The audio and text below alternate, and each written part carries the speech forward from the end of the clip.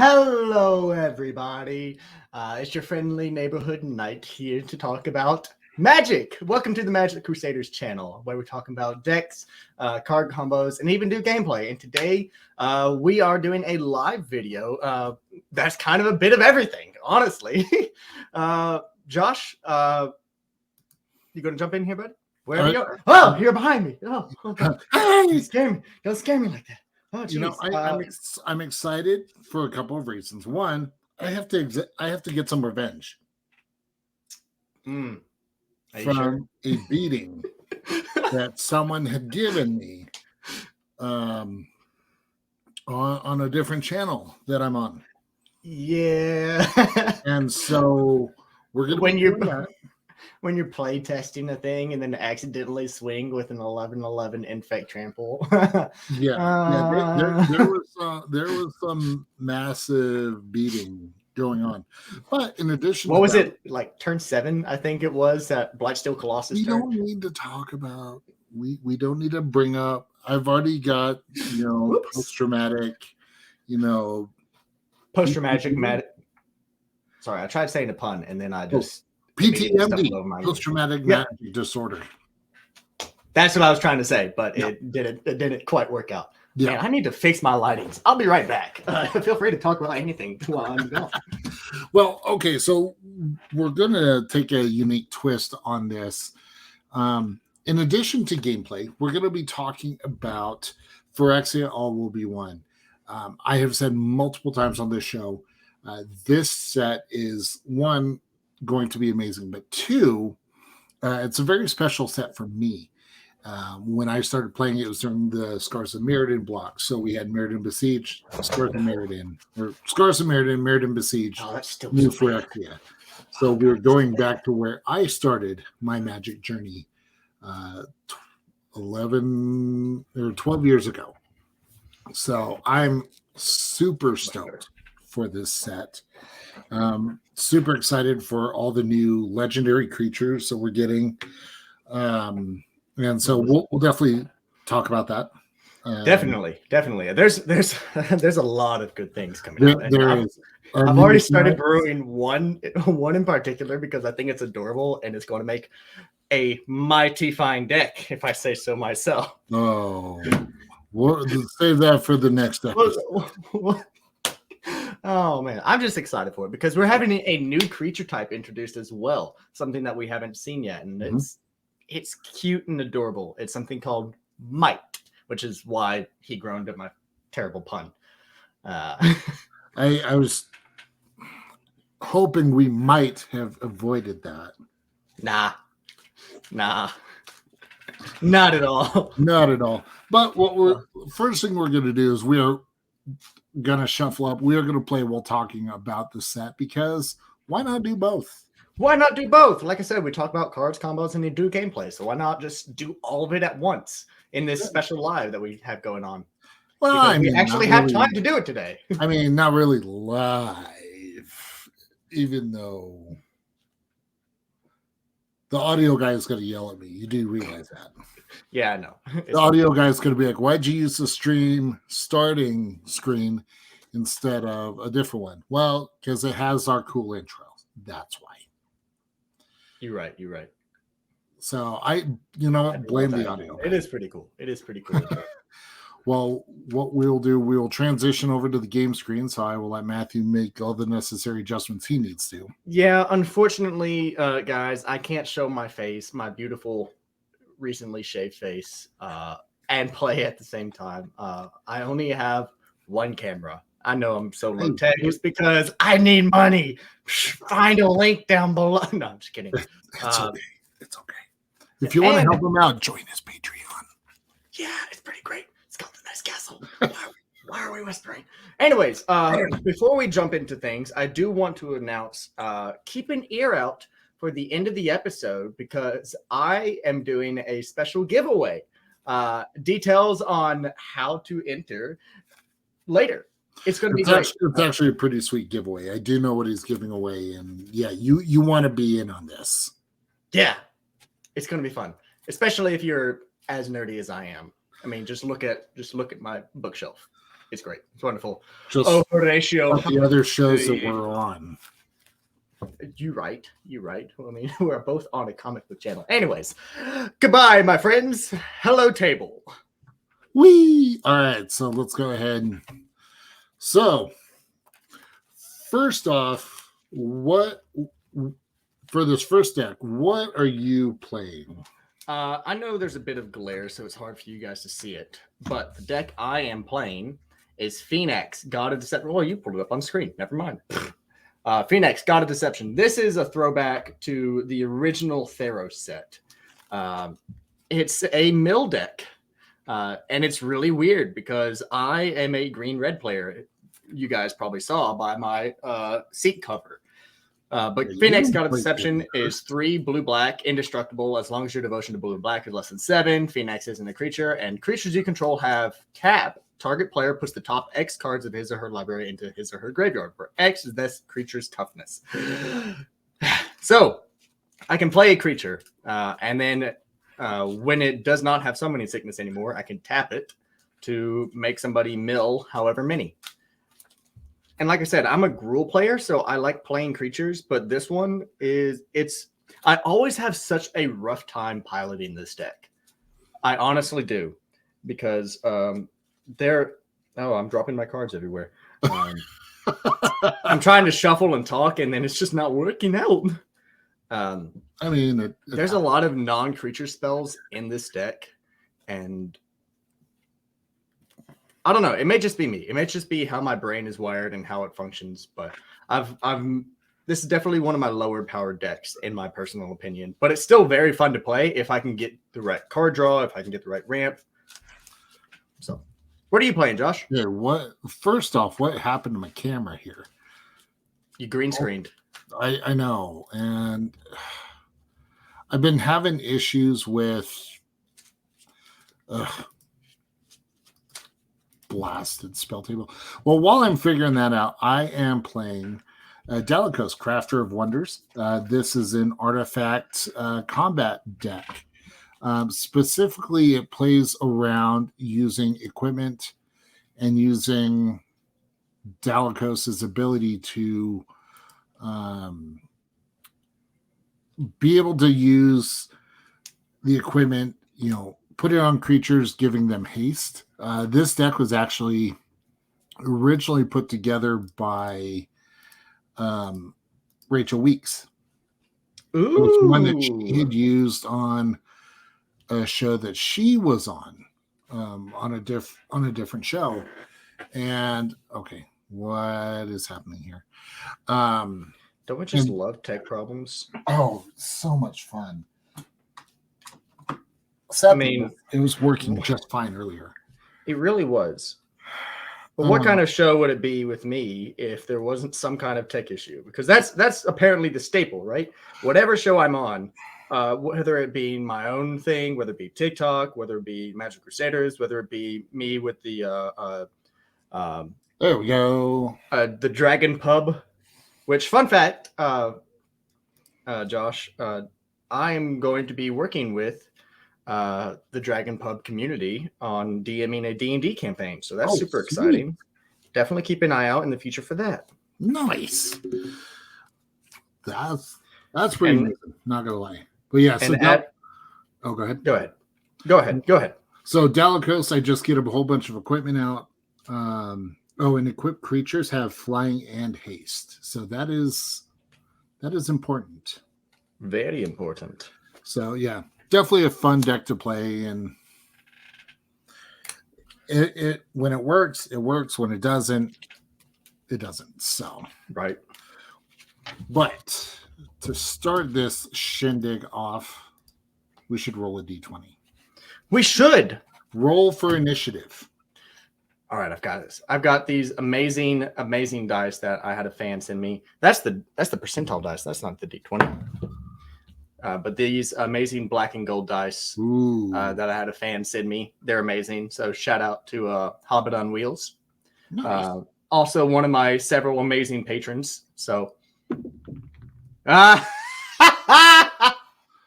What'd you roll? How fitting. I rolled a natural 1, baby. Let's go. Ooh, I got a 6. So not much better, but still beats a natural 1. You know what? I will take it. So because it is just the two of us, I will not draw. Just the two of us. We can make it if we try. Just the two of us. 1, 2, 3. 1, 2, 3. I play an island and then pass the turn. All right. So Phyrexia, all will be one. Yep. You're excited for the mites. I'm super excited for the mite, specifically Skrelv Defector Mite. That's the one I was talking about earlier. Is that the white enchantment?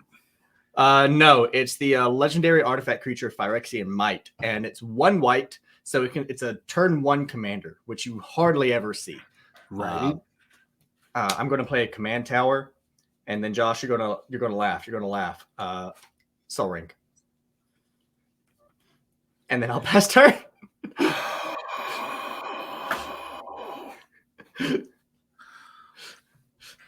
But Phyrexia, the Defector Mite, Skrelv has Toxic 1, so I believe I explained Toxic on my most recent episode. Yep. The so little quick take. When a creature with Toxic deals combat damage to a player, that player receives X poison counters equal to the value that is attached with the Toxic of that. So if it's Toxic 1, they get 1 poison counter. If it's Toxic 6, which I have seen there are some creatures with 6, it's gross.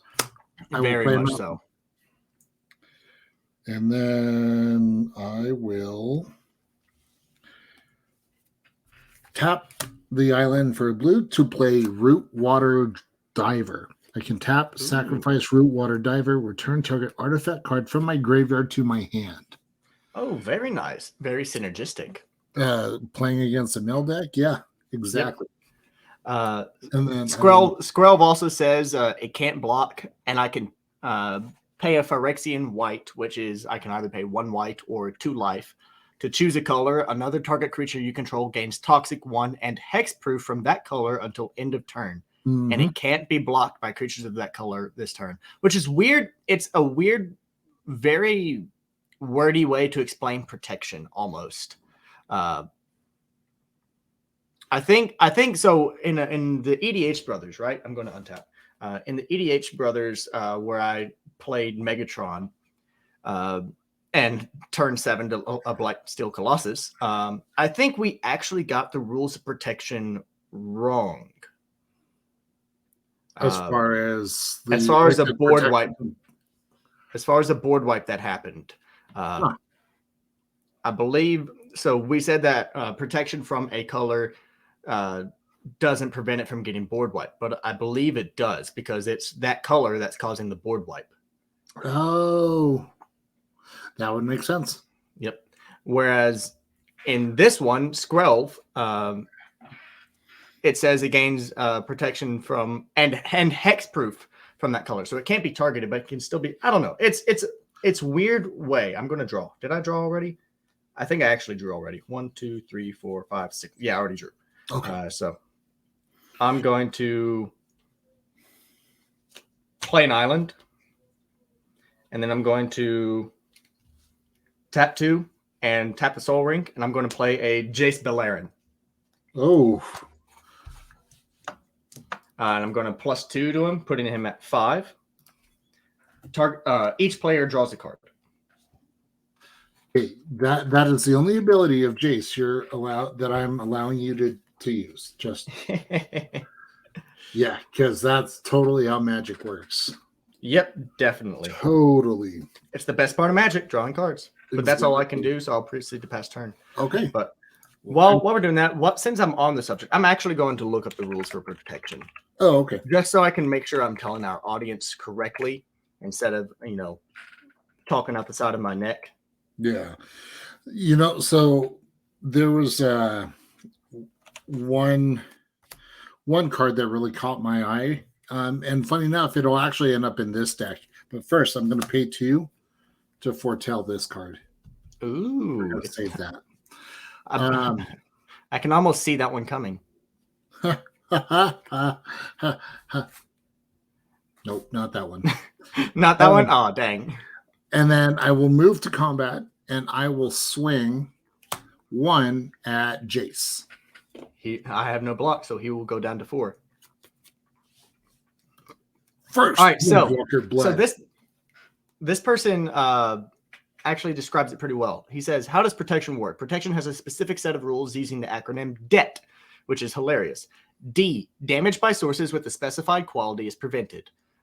E, enchantments or equipment, so I can't enchant something with that is that color to whatever. Yep. Blocking by creatures with the specified quality. Targeting by spells or abilities from sources of the specified ability." So I'm still trying to find, does protection stop board wipes? This is a tricky question, one you can find many debates on. Traditional board wipe cards destroy certain things from the battlefield. Some target creatures, others artifact lands, so on and so forth. When looking at our DET acronym, we can see exactly what protection protects against. However, board wipes are not doing any type of damage, enchantment, block, or target. In fact, usually they are simply clearing the board of specific cards. So, like I said, I don't know if it does. I don't think the protection. I don't know. Let us know what you think in the comments, because I'm very curious to know your thought. By the way, I did pass the turn. Okay. I was still kind of trying to read. He has an article that explains how protection works. His name, if I can find it here, he just says his name's Nick. He's a professional writer living in Japan, and he's been part of the trading card community for 20 years, and he explains his whole rule set. He seems like a cool guy, very knowledgeable. So shout out to Nick. Anyways, I'm going to proceed to untap and draw. 1, 2, 3, 4, 5, 6, 7 cards in hand. I'm going to play a swamp. And then I'm going to proceed to uptick Jace, putting him at 6. Draw. We each draw. 1, 2, 3, 4, 5, 6, 7. I'm just going to pass turn. Okay. I will untap. I will upkeep. And then I will draw for turn. So the one card that I saw recently that I'm super excited for, that I mentioned is going to go in this one, is called Prosthetic Injector. This card looks amazing. It is a 1-drop equipment with a 1 equip cost. Equip creature has +0, +2, and has toxic 1. Interesting. So it gives. Oh, I'm looking at it now. Yeah. That's cool. Right? Okay, so I'm going to tap 3, so red, blue, to cast my commander, Dalikos, Crafter of Wonders. So I could tap to add 2 colorless, spend the mana only to cast artifact spells or activate abilities of artifacts. Then equip creatures I control have flying and haste. Nice. I will go ahead and move 2. 1, 2, 3. You know what? I'm going to.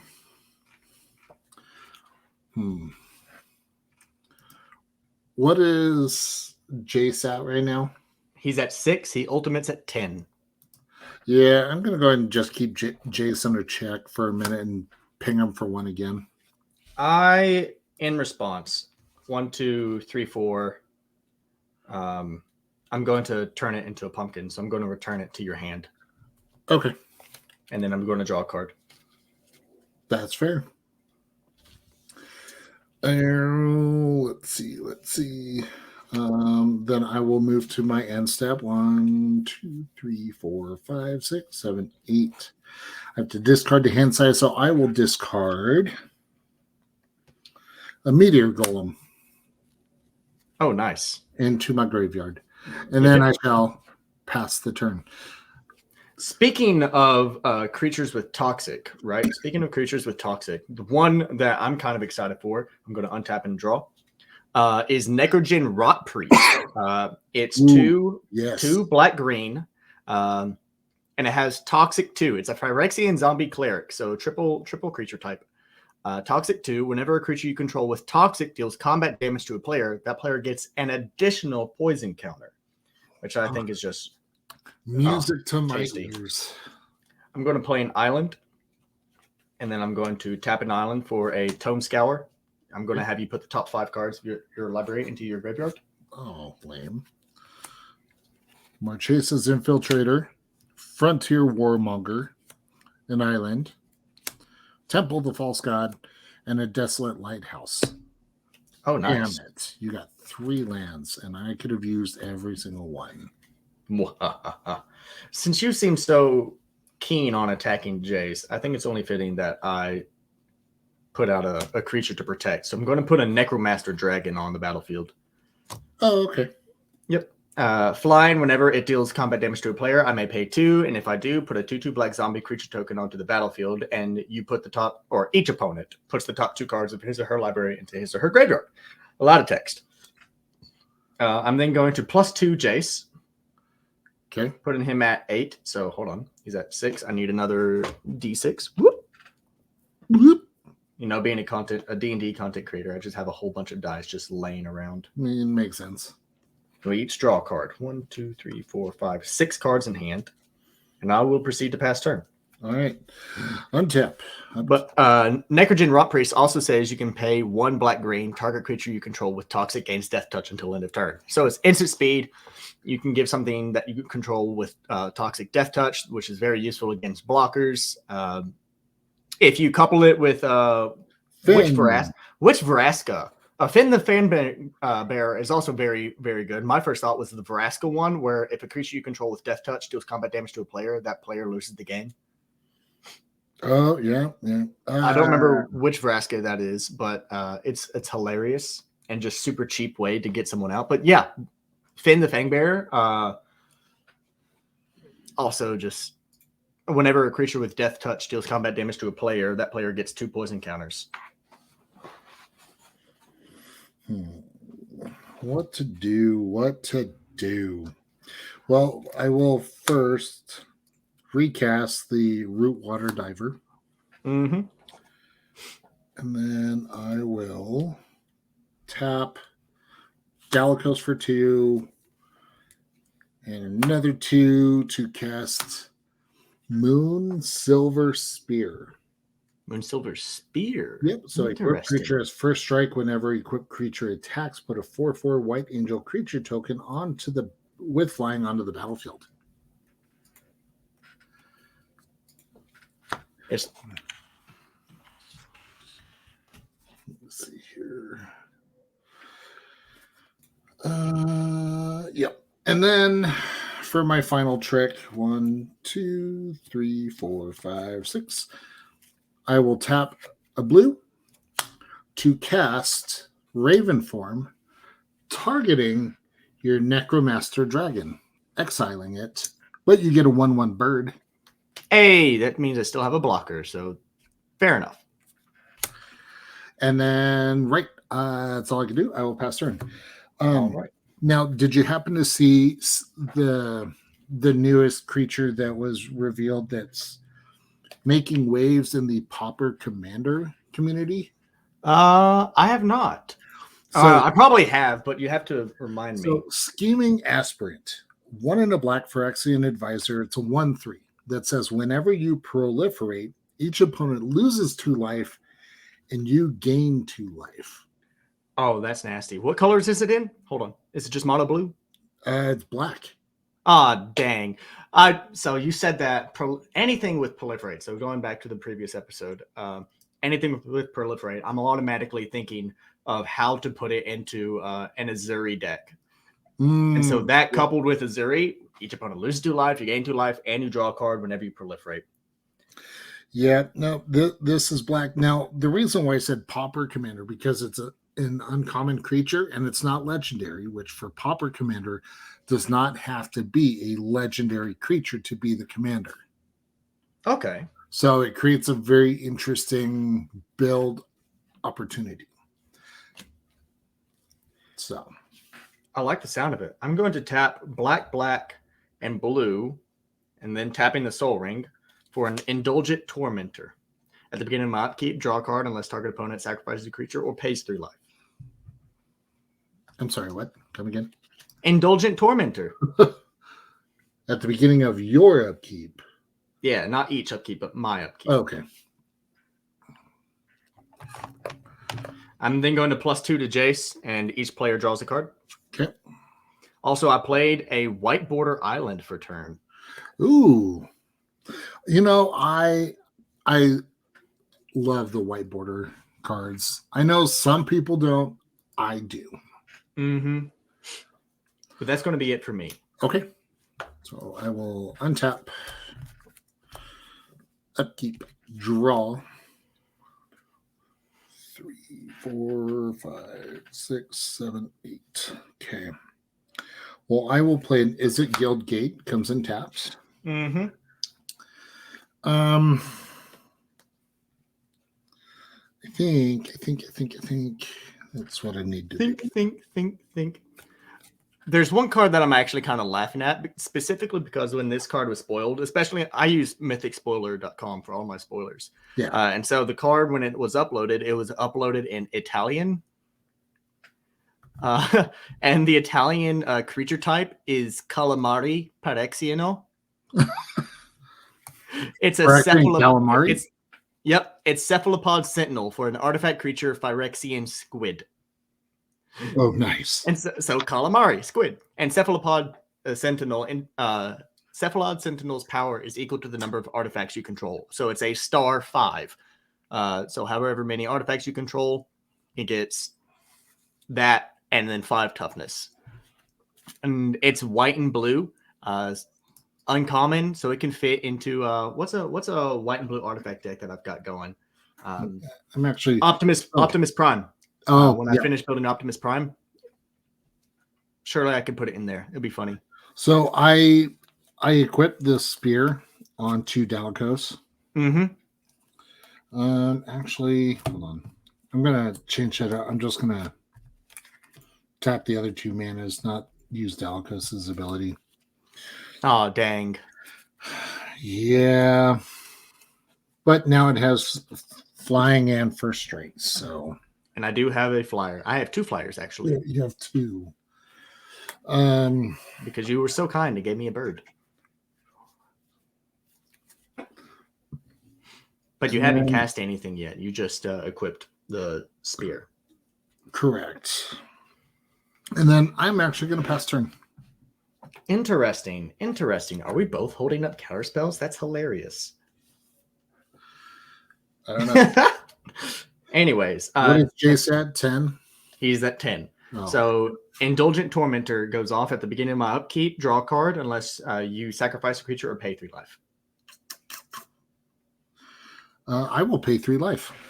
All right. So I do not get my extra card draw. So I'm just going to draw 1 card. Boom. I'm going to play. A swamp. I feel more comfortable with that. Now, did you have an opportunity to go through the Phyrexian alphabet article that Wizards put up? I haven't looked, so I'm super excited about that. Simply because I'm totally going to use that in said campaign that I mentioned earlier in the video. Nice. I'm totally going to use it, but I haven't actually gone through and tried to memorize or decipher anything yet. So it is an interesting read, that's for sure. Definitely one that everyone, if you love the Phyrexians, it's totally worth reading. Oh, I'm attempting to cast my commander. No response. No response. Hey, fantastic. I'm then going to +2 to Jace again, putting him at 12. Okay, so each draw. Yep. You're welcome, by the way. Well, thank you. I've given you so much card draw. You really have. But I think I'm also going to just pass turn. Okay, I will untap. There's also another artifact, and then I will draw for turn. Mind Splice Apparatus. This artifact is nuts. For 3 and a blue, it has flash. At the beginning of your upkeep, you put an oil counter on Mind Splice Apparatus. Instant and sorcery spells you cast cost 1 less to cast for each oil counter. Ooh. Broken? Ooh. Yep. Yeah. Yep. Combine that with... Oh my gosh. Anything that cheats out mana costs is just immediately going to be competitive tier. In my personal opinion, anything that cheats out mana costs is going to be inching you closer to a competitive format. That's fantastic. But speaking of rares, this next card is a mythic. And I saw this card, and I was like, all right, who put Pokemon into my Magic the Gathering game? It's called Tyrannax Rex. And I saw that one. If you look at it side by side with a Haxorus from Pokemon, they're identical. You cannot convince me otherwise. It's true. I did cast Captain's Claws. Remind me what Captain's Claws does. So equipped creature gets +1/+0, and whenever equipped creature attacks, put a 1/1 white core ally creature token onto the battlefield, tapped and attacking. It resolves. Okay. I will then tap 1 to move to equip. Yep. Okay. And then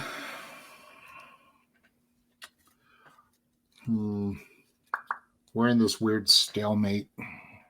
At the moment, yeah.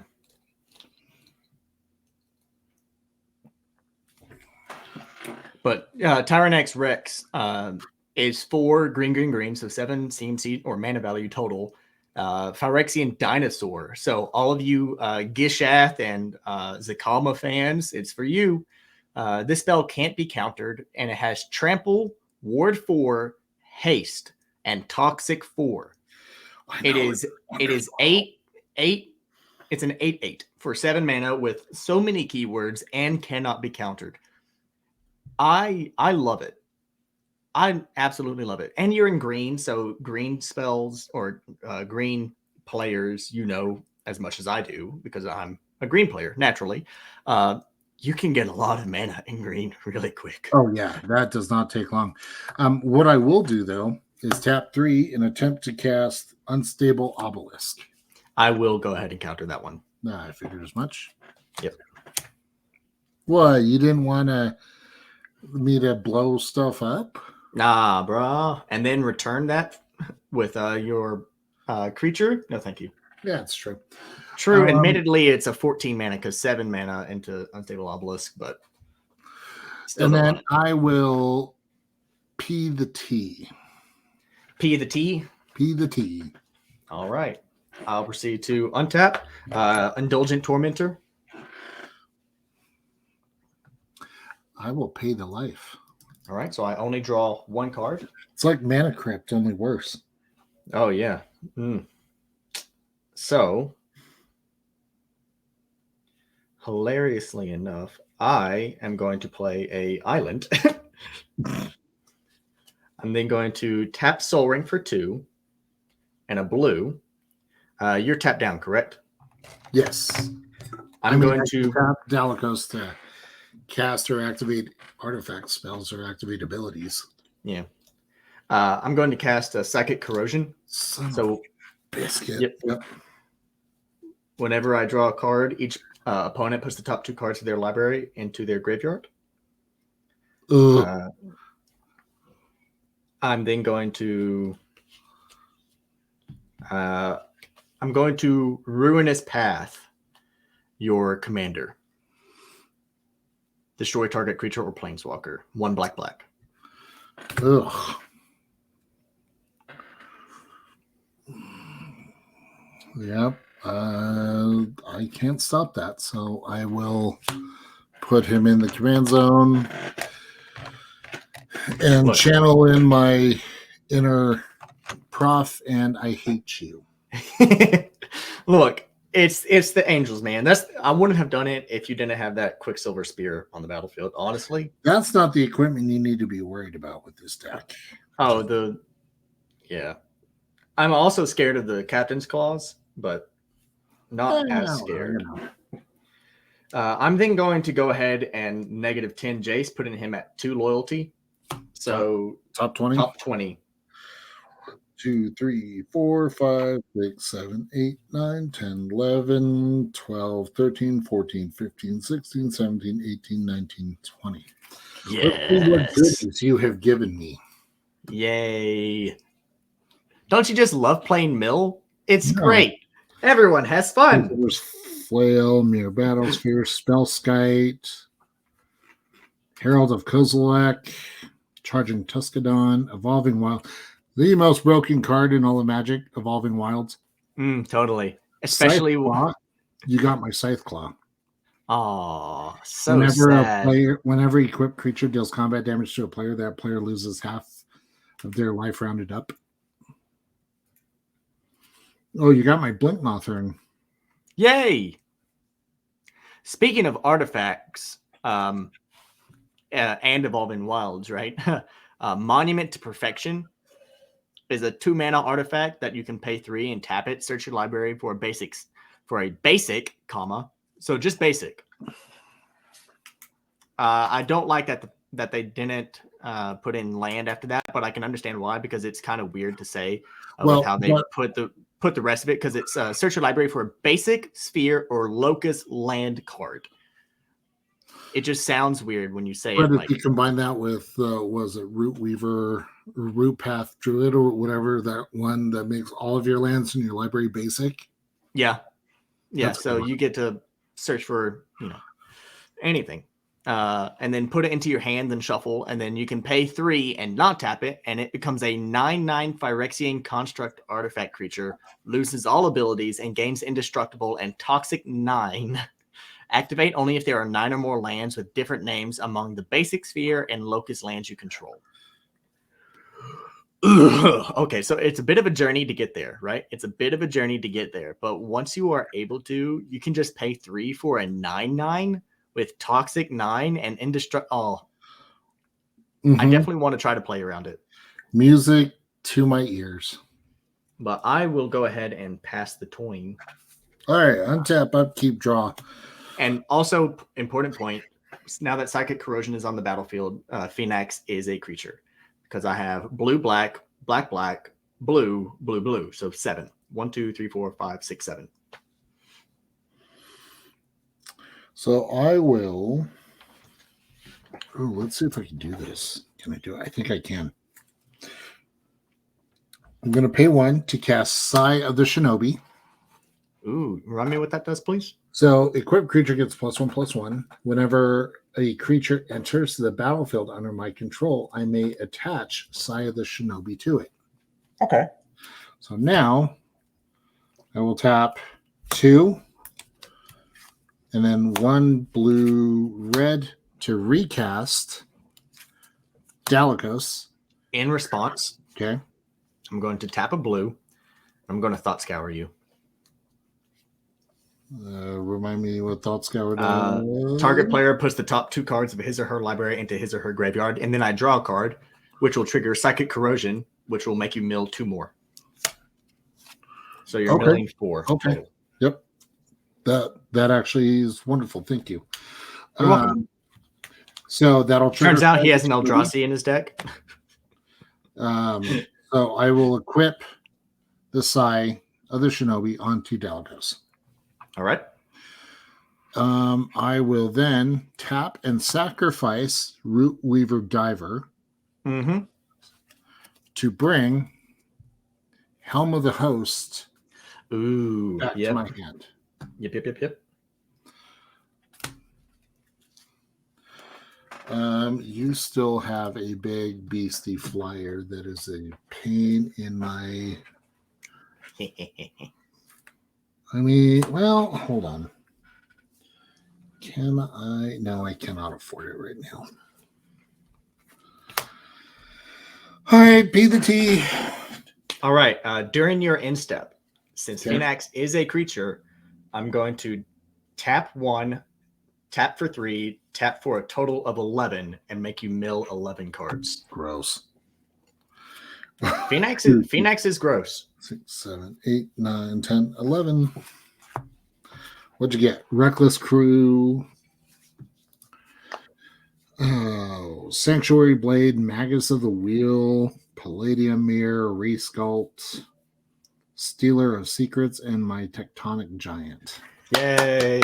Definitely did not want that Tectonic Giant around. Again, that's not the least of your worries. Oh, I know. But I'm going to proceed to untap during my upkeep. You may draw your card, so I will mill 4. Mill 2. Just mill 2. Oh, no, mill 4 because I draw 2 cards, technically. Oh, man, this is going to be kind of nasty. Can I do that? Can I do this? Interesting.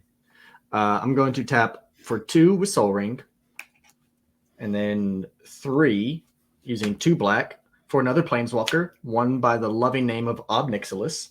Ugh. This is the one that destroys target creature for his -3. I can +1 him to draw a card and lose a life. And then -8, target opponent gets an emblem with whenever a player draws a card, you lose 2 life. Okay. So, yeah.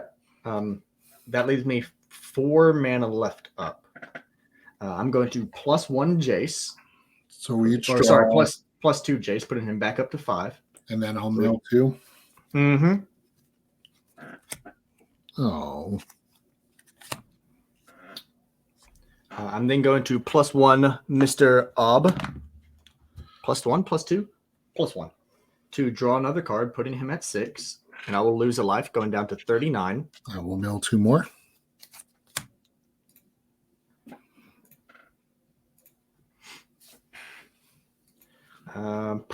Oh, geez. 1, 2, 3, 4, 5, 6, 7 cards in hand.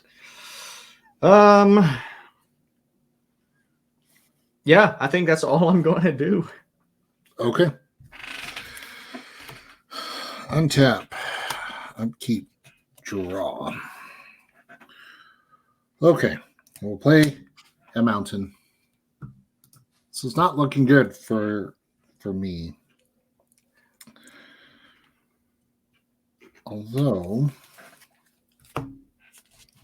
So, speaking of blue and black and, doing blue-black shenanigans, there's a specific blue-black card that's kind of making not a return. The character is making a return, but it's very melancholy seeing him again. Can you guess who I'm talking about? Hold on. Okay. Are you counting your library? Hold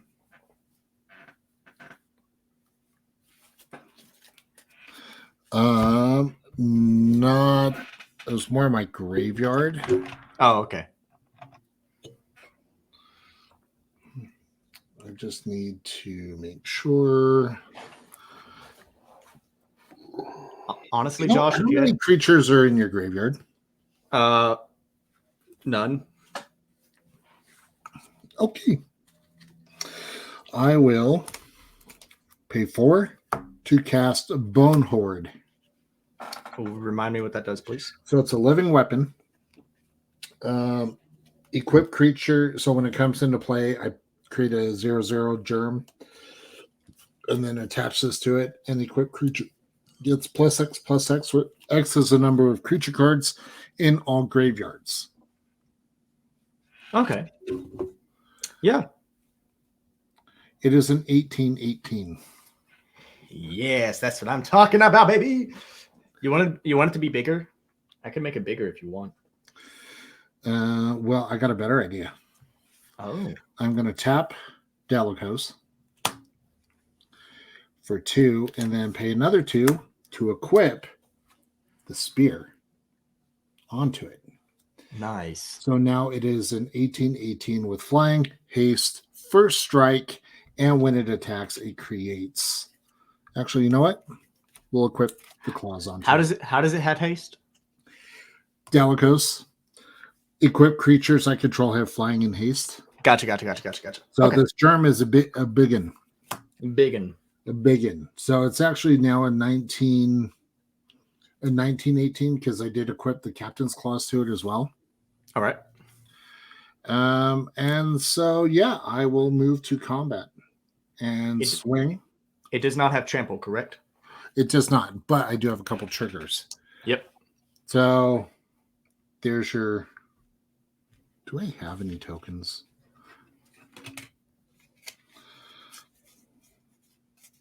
All right, so we're going to use this art card.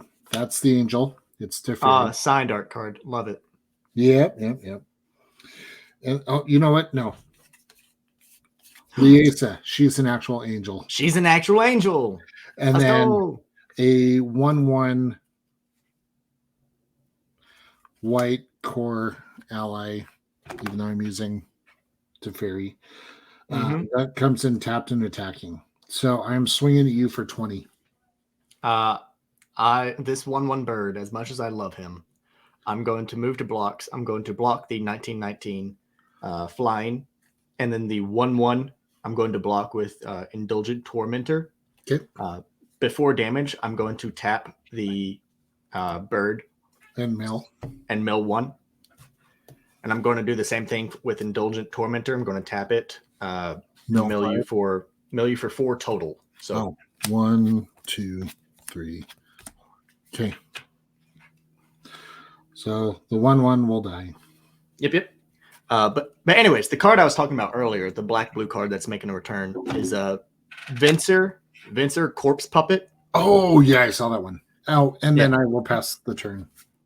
During your end step, I'm going to tap for 4. I'm going to Reign of Revelation to draw 3 cards, then discard a card. So you're going to mill 6 more cards. Okay. Hold on just a moment here. 1, 2, 3.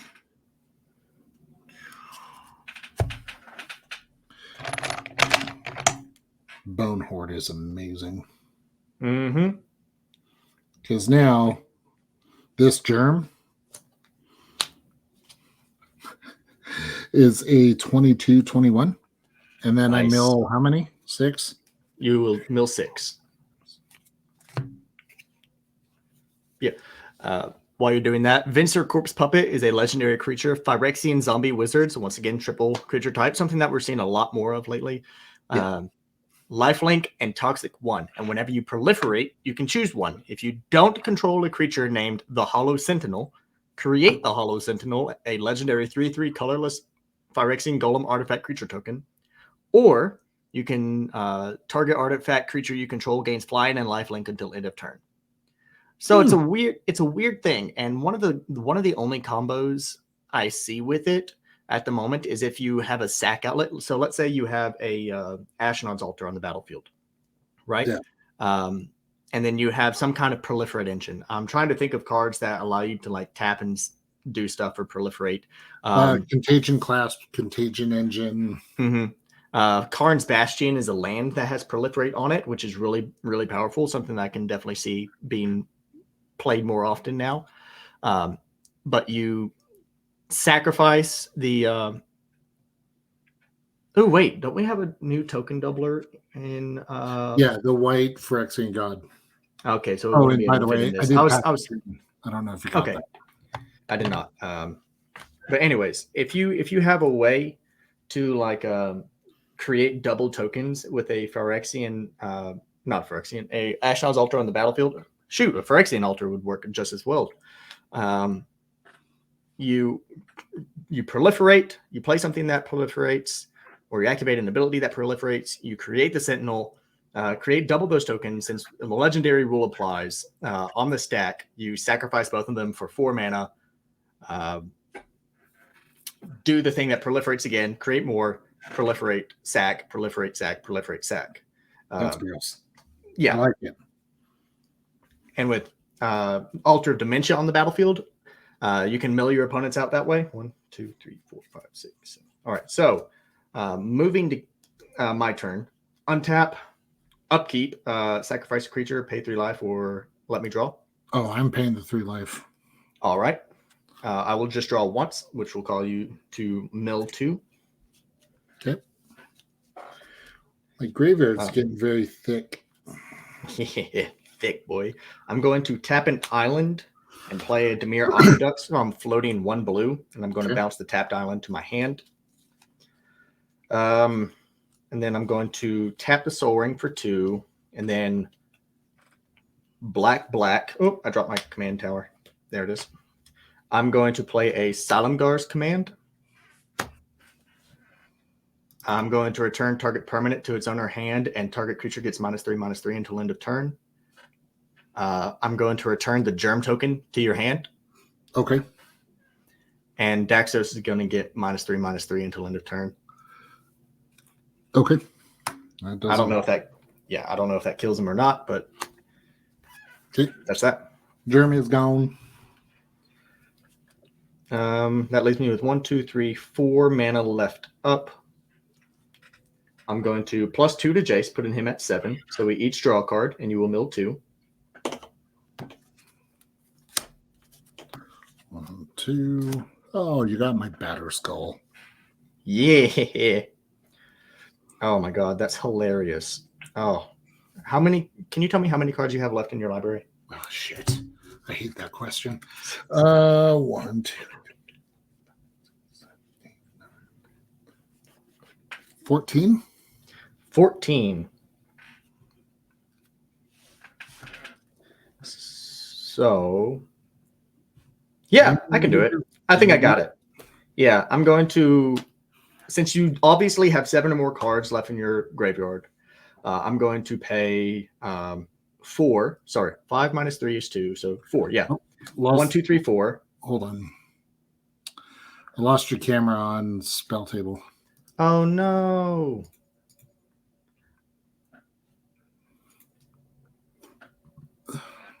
I'm currently rejoining.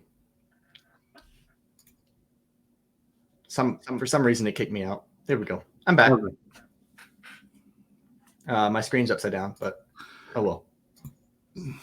For me, anyways, not on StreamYard. I was going to say you should be able to flip it on spell table. Yeah. Into the Story for 4, since it originally cost 7, but since you obviously have 7 or more cards in your graveyard, it's going to cost 3 less for 4, and I'm going to draw 4 cards. So you're going to mill 8. So 1, 2, 3, 4. 3, 4, 5, 6, 7, 8. You suck. You suck. You Yep. suck. You suck. You suck. You suck. I'm going to +1 to Obnixilis to draw a card and lose life, so 2 more. 1, 2. And then I'm going to tap Indulgent Tormentor and Phoenix for 10. Yep. That's game. GG's. Mill for the win. Just to let you know, I had a Consuming Aberration in my hand. Oh. That would have been hilarious. To the number of cards. Its P&T is equal to the number of cards in your opponent's graveyard. So I had Godo and Helm of the Host in my hand. Bro, literally all game. I haven't yet to be able to play this card. I've been holding in. This is the real reason why I kept my turn 1 hand, or my opening hand, because I drew that Soul Ring. But this Archive Trap is the reason why I kept my hand. I was like, please search your library for something. I just want to play it once. I mean, you milled the opportunity for me to be able to do that. The Evolving Wilds. I saw it go in. I was like, oh dang. Well, no, I have another one. Oh, okay. That allows me to go get whatever artifact I need. You're right. And I would have gone for the Sword of Feast and Famine.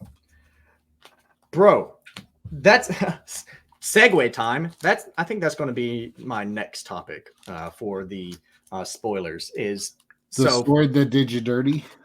So I'm gonna pretext this by saying, for a long time, like since I first learned of the swords, when I was playing Magic, when I first started playing Magic, my friends had the swords. They had like the Sword of Feast and Famine. They had a sword of fire and ice. And so I was like, is there a Gruul sword? And they were like, oh, no. And so for years, I have been wanting a Gruul sword. Yeah. I've been wanting a green-red sword for the longest of times. And this set finally gives us one, a green-red sword. It's called a Sword of Forge and Frontier. Josh, I don't know if you're going to be able to pull it up on screen. I can. Give me a moment. Or you can do it during editing at some point. If you want to update your life total and the your commander, even though it's Megatron. Yeah. So quick side note, editor's note, you can just bring it up in editing if you decide to do that. Oh nope. We've got Scryfall, so I could do it. You're right. Yeah. But the Sword of Forge and Frontier, I was so excited because Josh had sent me this one, like just the artwork, because the actual text hadn't been spoiled yet. What it did hadn't been spoiled. And so he sent it to me, and I was like, oh my God, we finally have a green-red sword. And I was so excited. Like, I could not contain my excitement. I sent it to my friends. We talked about it. I was like, yeah, the artwork I don't exactly care for, but I'm so excited because we finally have a green-red sword. And then the next day they posted and spoiled what it did. Equipped creature gets +2/+2 and has protection from red and green, the staple, the basic text or the basic effect that we have for each of the swords. So the Sword of Feast and Famine has pro green, pro black, and +2/+2. Whenever equipped creature deals combat damage to a player, exile the top 2 cards of your library. You may play those cards this turn. You may play an additional land this turn. I read it and my heart sank. You sent me the longest text message ever. The longest text message. I was devastated by this because, yeah, I can see the usefulness, right? So pro red, pro green, protection from burn spells, protection from big creatures. You can put up a blocker. I like that art though. That part I'm not sad about. But you have to exile, which I can see how it's fitting, right?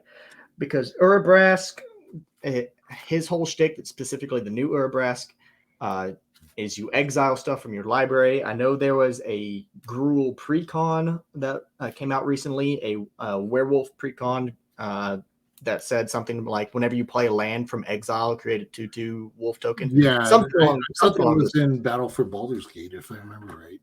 Yeah, but then there's the new, speaking of D&D cards, the Tomebound Rakdos Warlock Tiefling. Yeah, Prosper Tomebound. Yeah, this would go great in that. Yeah, fantastic, because he benefits from doing stuff from exile. So there are creatures that benefit from doing stuff from exile. But it doesn't say you may play those cards until your next turn. It's you may play those cards this turn.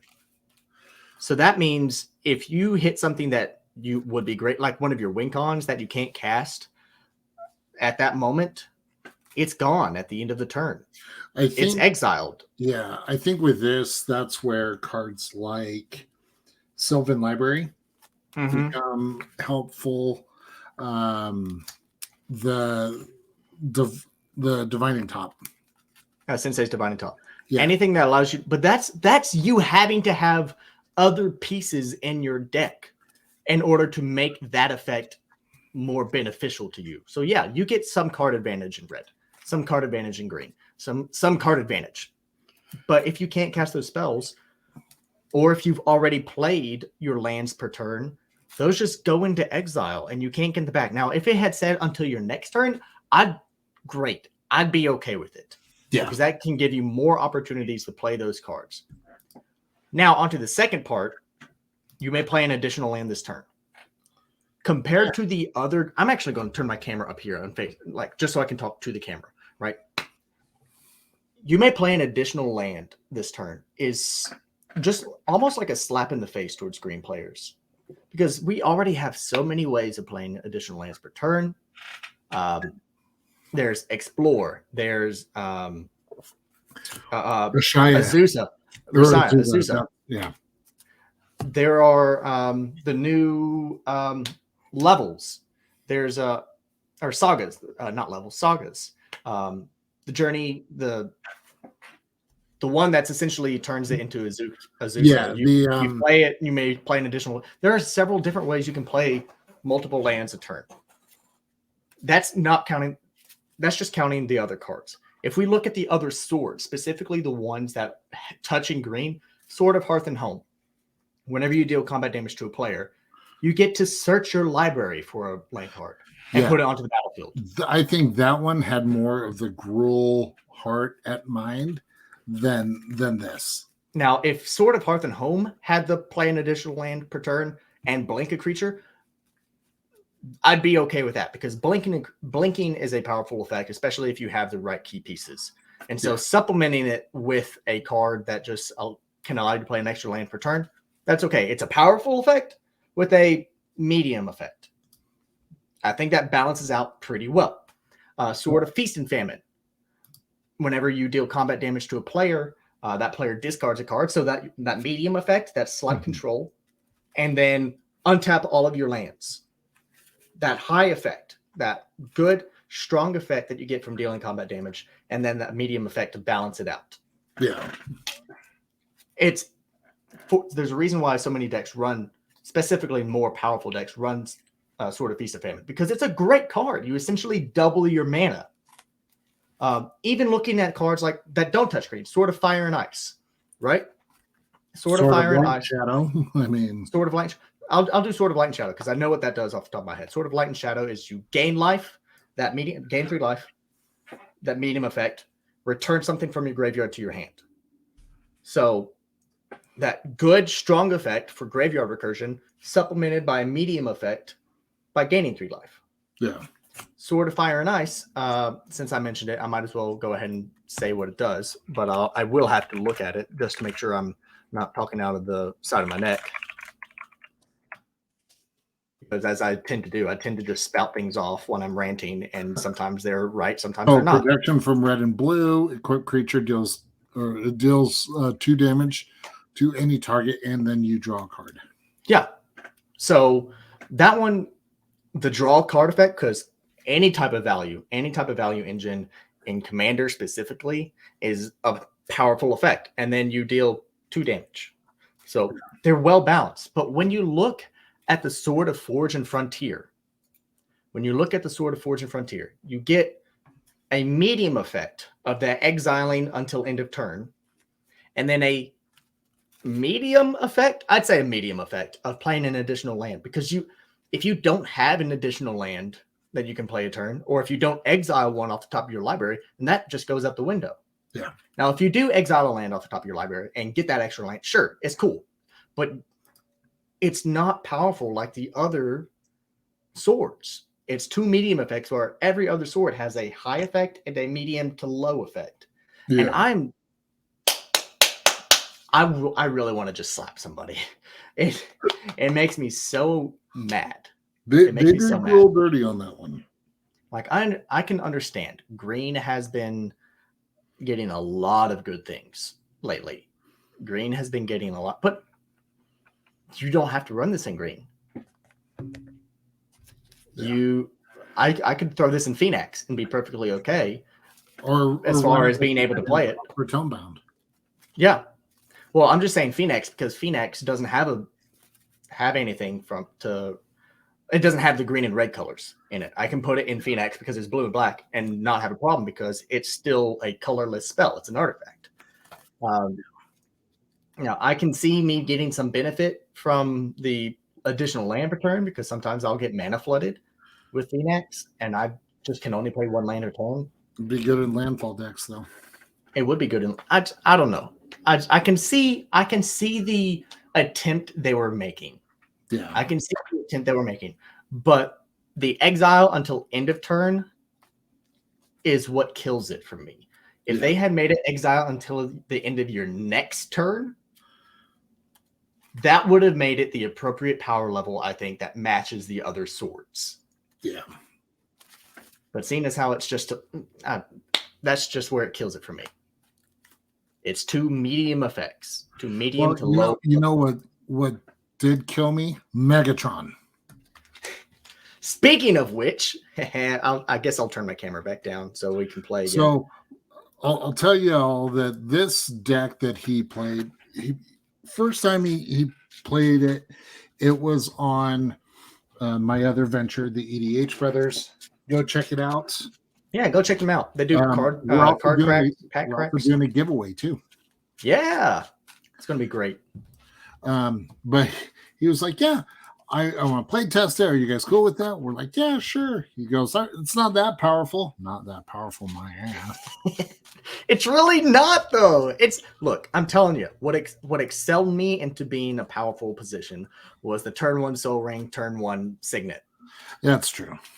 That's what really propulsed me into that powerful position. And I'm confident that if I didn't have a turn 1 Soul Ring, even if I had a turn 2 Signet, I don't think it would have done that great. But the fact that I had 5 mana on turn 2. Yeah. So we're back. We're going to give it another shot. We're going to see how it goes. We're going to see how it goes. I've got a different deck. This is probably one of my more powerful ones. So I am playing Animar, Soul of Elements. Ooh, Animar. Animar is always a good card to just. So protection from white and from black. Whenever I cast a creature spell, put a 1/1 counter on Animar, Soul of Elements. Creature spells I cast cost 1 less to cast for each counter on Animar. This deck is a very special one for me. I was at the Magic Summit. Got to play a couple of games of Commander against the Pro Tour Hall of Famer, Brian Kibler. This deck performed very well.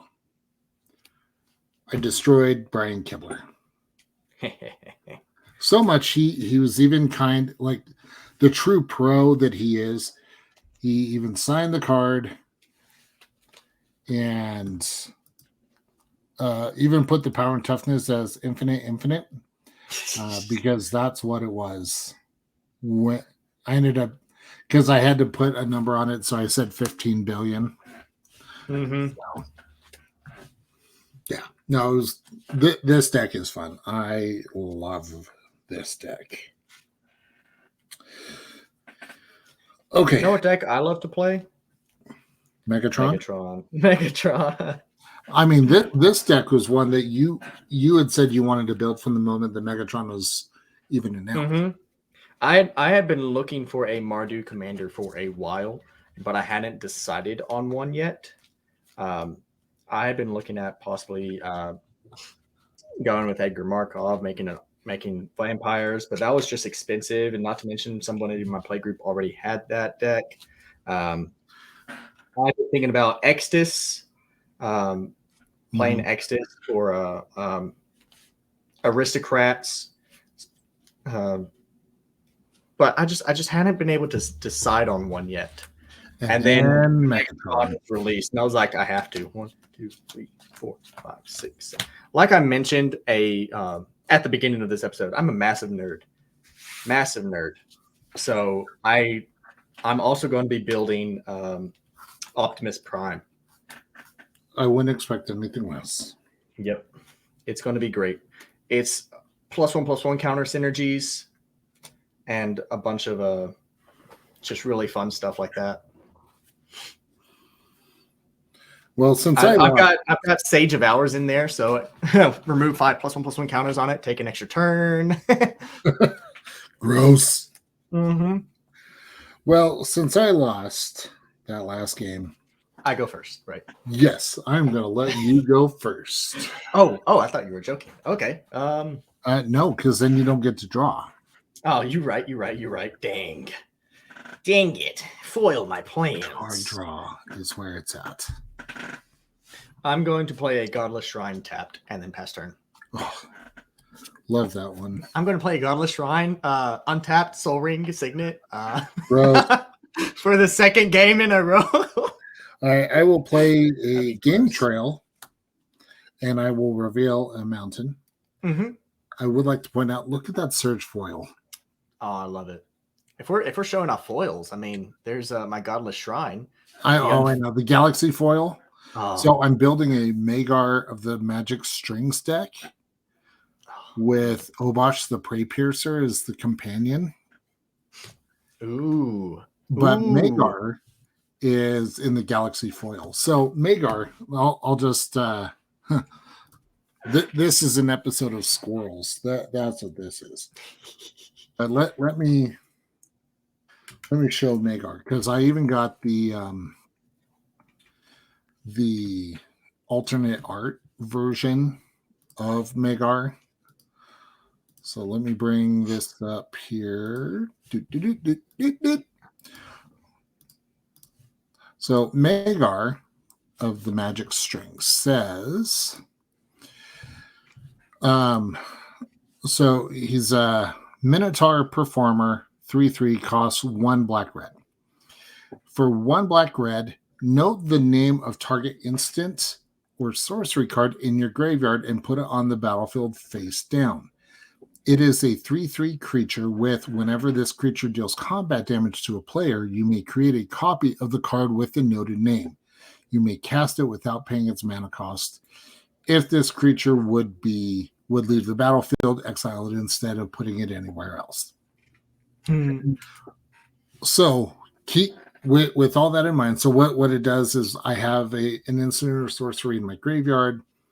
I literally just take it out of the graveyard, put it face down. It's now a 3/3 creature. When that deals combat damage, I can cast that spell for free. Nice. Combine that with Obosh. If a mana source I control with an odd converted mana cost would deal damage to a permanent or player, it deals double that damage to that permanent or player instead. Here's where it gets done. I will be running at least 20 copies of Dragon's Approach. Yep. And so I'm going to have a whole bunch of cards, a whole bunch of creatures that, if they connect, will do 6. I also added Blood for the Blood God. So this was from the Warhammer series. The spell costs 1 less to cast for each creature that has died this turn. That part's not important to me. The part that is important is discard my hand, then draw 8 cards. Blood for the Blood God deals 8 damage to each opponent. So if I have Obosh out, I'm doing 16 damage to each opponent. I do believe that's what we call gross. Just a tad bit.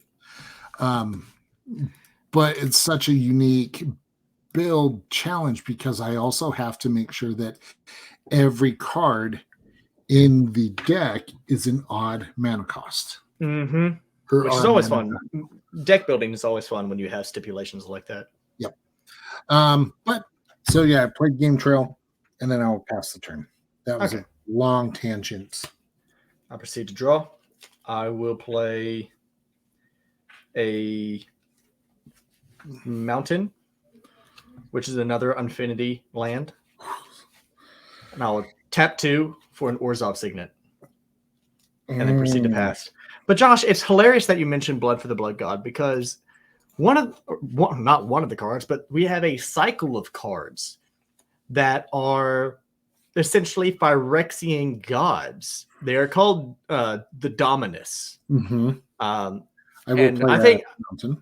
think this one is, also fitting because you're talking about dealing damage and stuff. Solfim, Dominus of Mayhem, is 2 red legendary creature, Phyrexian horror.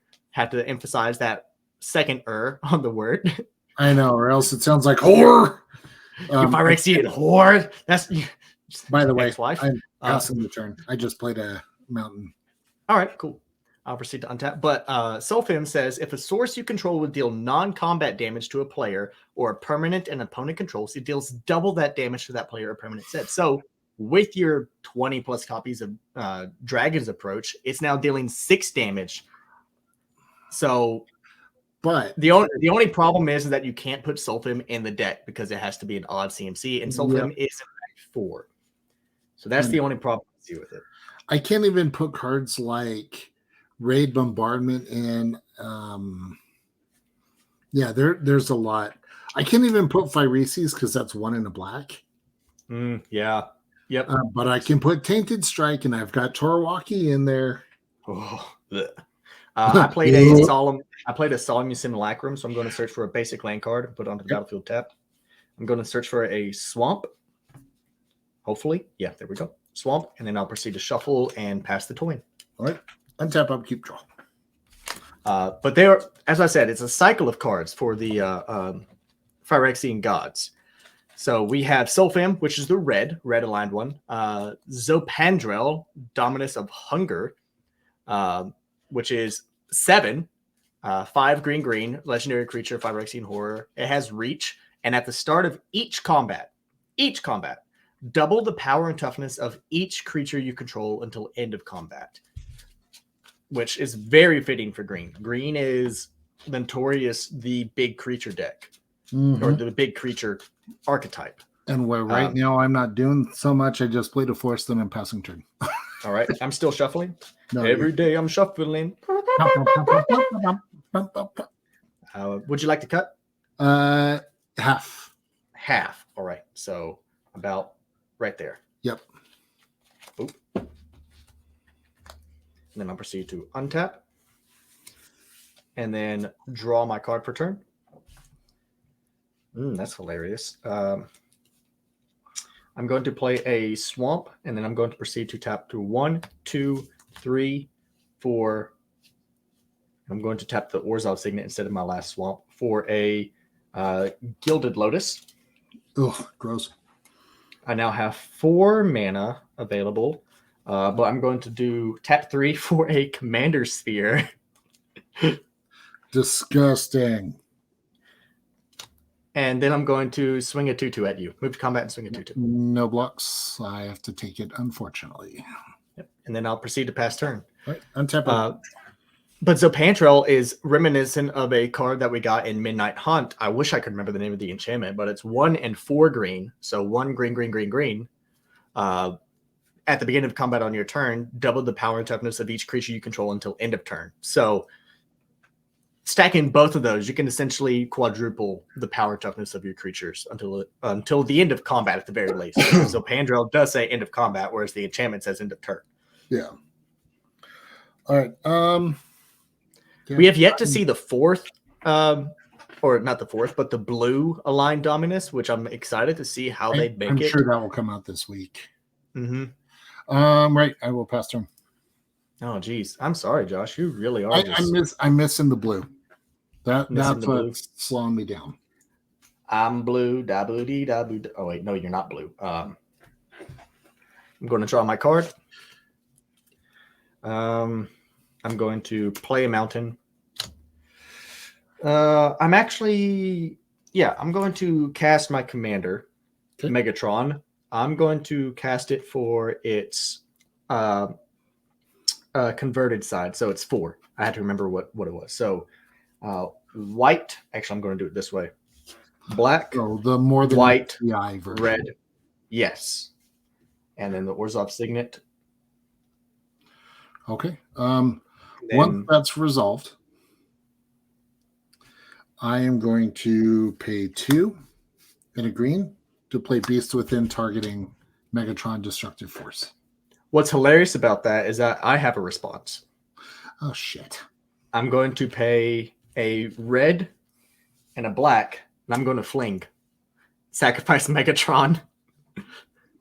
And I'm going to deal 4 damage to your face. Well, guess what? You don't get the beast. Ha. That's fine. I'm actually going to have Megatron go to my graveyard. Oh, okay. But since it's still combat, I am going to swing at you with Solemn Simulacrum for 2. 1, 2. Okay.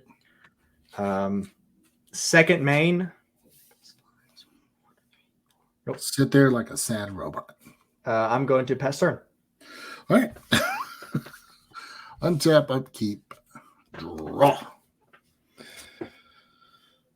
I mean, it's not what I wanted, but I'll take it. Actually, I shall play another mountain. Yay! I'm short. And on the Dominus train, the next one we have up is the black-aligned one, Drivnod, Dominus of the Massacre. This one is probably my favorite of the Dominus so far. And Pester. All right.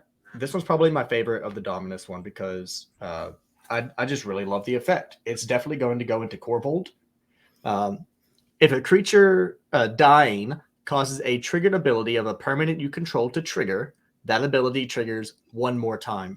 So, like I said, if I put it into Corvold, if I sack a creature, I then now draw 2 cards and put 2+1/+1 counters on Corvold rather than just 1 card and 1 counter. I'm going to draw for turn. Josh, you're going to laugh. Oh, boy. Soul Ring? Into Arcane Signet? That would be hilarious, but no. I'm actually going to tap Gilded Lotus for 3 white, Mountain, and Commander Sphere. Megatron Tyrant for the. Sorry, I forgot to actually play the card. I'm going to cast Repair and Recharge.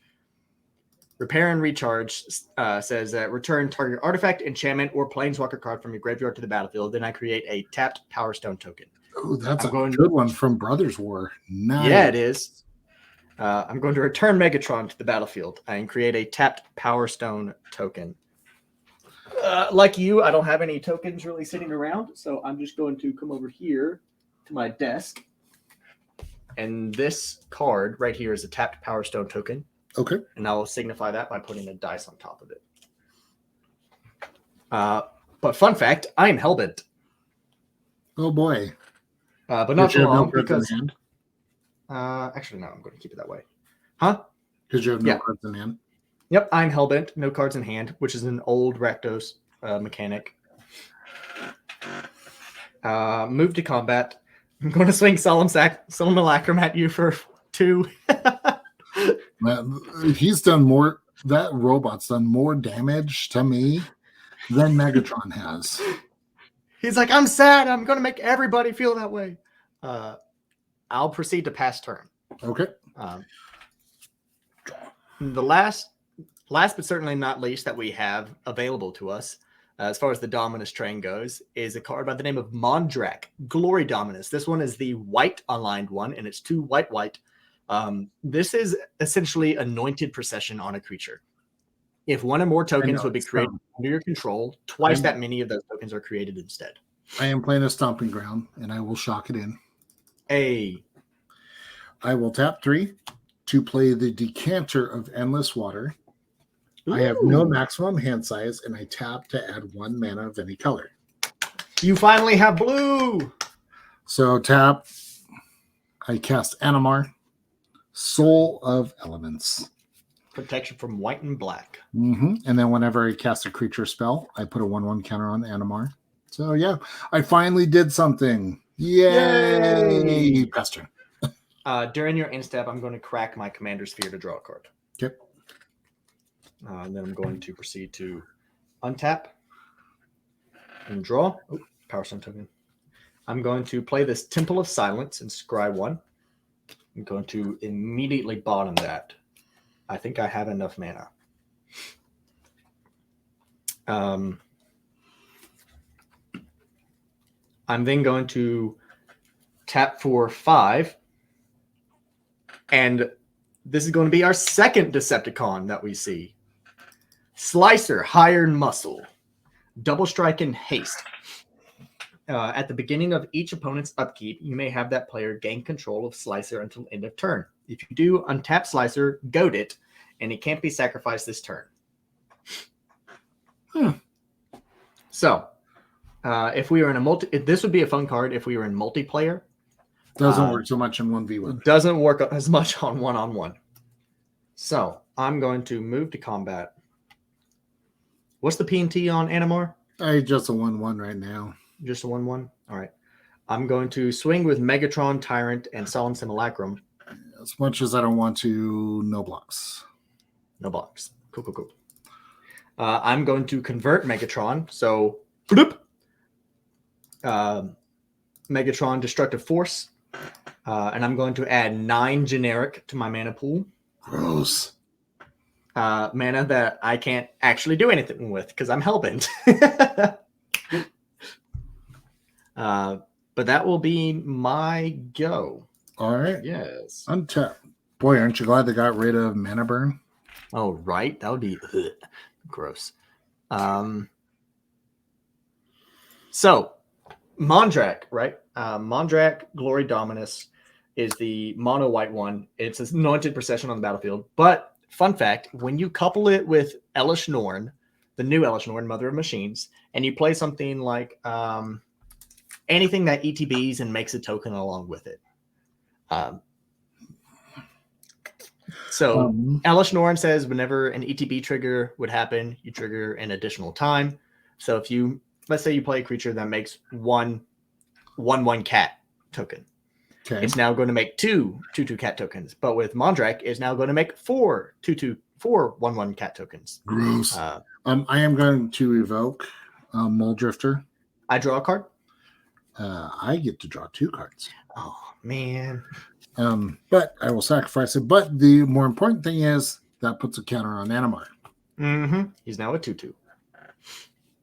And then let's see. 1, 2, 3, 4.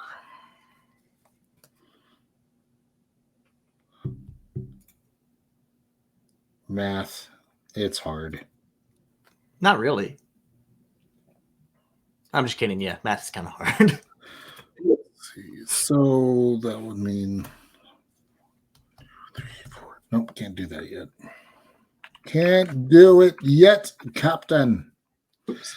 And what I will do is pay 1 and a white to cast one of only like 8 non-creature spells in the deck. Aspect of Mongoose.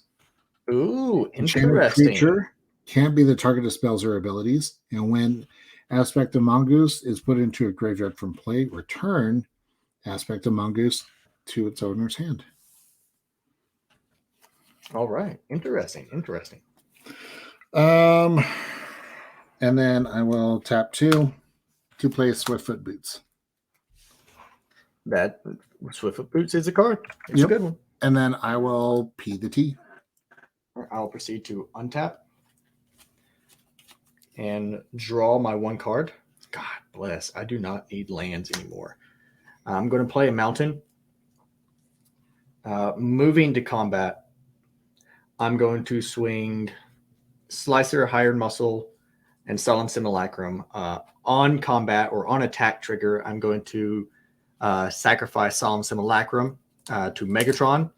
And I'm going to no, it has to be to a creature. I'm going to shoot 2 to Animar. Okay.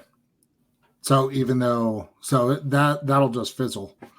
Yeah, because it has protection, but I just needed the card draw. Yeah, that's fine. Okay, so it'd be 10. It would be 10, yes. I will take it. And then I have to convert Megatron once again. Boop. Ugh, I need to deal with Megatron and fast. Main phase 2, I'm going to add 10 generic mana to my mana pool. I'm going to use 1 of that and then a black and a red to cast Flame War. The 3rd Decepticon. I now have more Decepticons than I had the first time I played this. I'm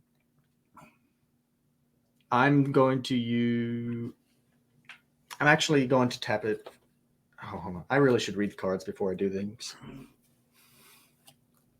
I'm going to sacrifice another artifact. So I'm going to sacrifice this Power Stone token. Yep. I'm going to put a +1/+1 on Flame War. And I'm going to convert it. So it is a 3/2 at the moment.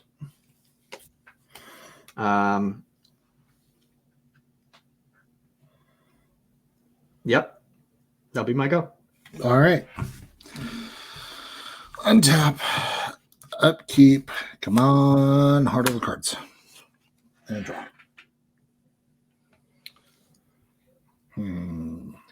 Yep. That's okay. I will tap a green because of Animar to cast Fauna Shaman. Ooh, that's a good one. Yep. I will pay 1 to equip the boots onto Fauna Shaman. Mm-hmm.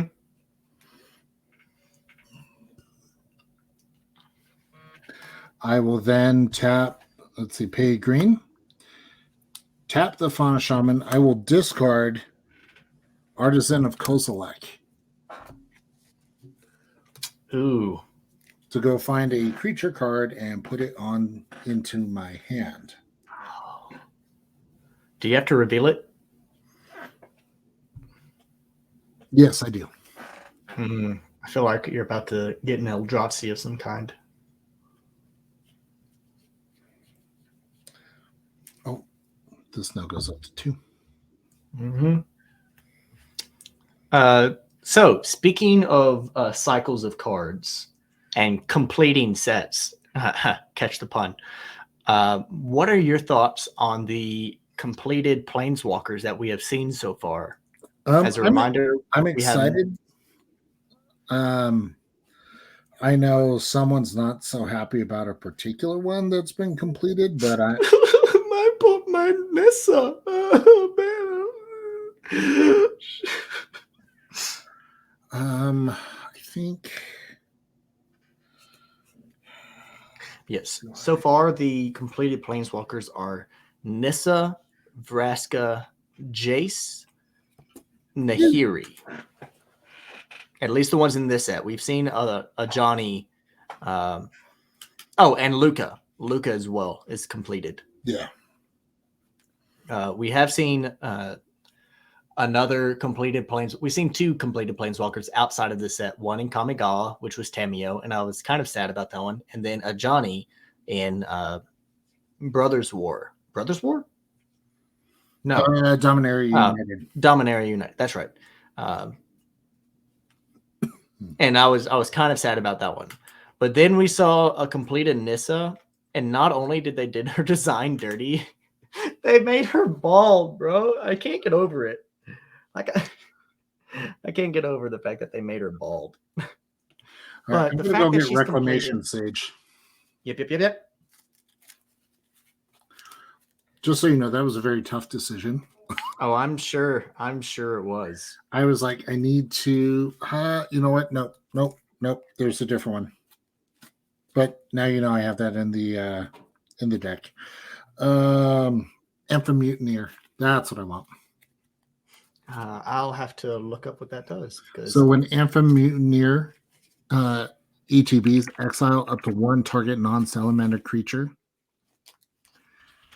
and then that creature's controller creates a 4/3 blue salamander warrior creature token. Okay.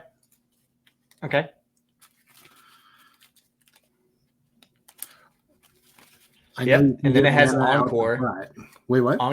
It has Encore for 6, so 4 blue. Exile this card from your graveyard. For each opponent, create a token copy that attacks the opponent. So you can essentially recur it later if it dies. Yep. So I will tap 1 and the decanter for blue to cast Mutineer, targeting Megatron. Yep. I will have Megatron go to the command zone. And then this is where my deck is now able to do things. Yeah. It only took you 30 life to get there. You know what? Sorry.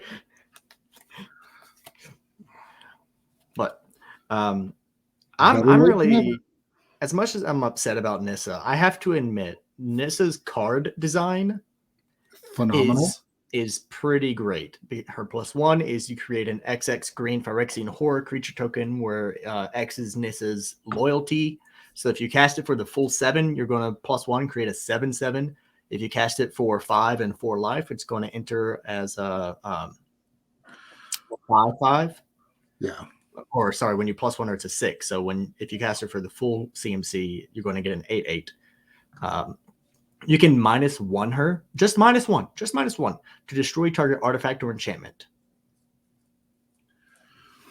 Okay. I will pass the turn. All right. I'm going to move to draw step. Oh my god. Please. Actually, hold on. I need to untap first. Untap. Draw. Still the same card. Windscarred Crag. Gain a life. I'm getting mana flooded here, dude.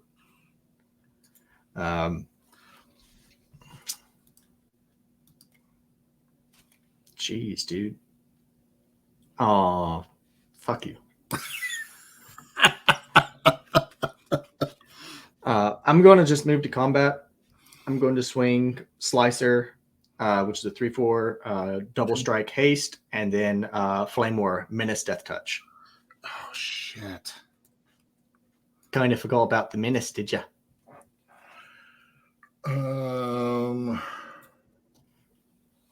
it. So that's still 8. That put me down to 2. Mm-hmm. Yeah, you don't risk it for the biscuit. Down to 2. Oh, no, sorry. You're down to 1 because Flame War has 1+1/+1 counter on it. Okay. And then you get what, 2?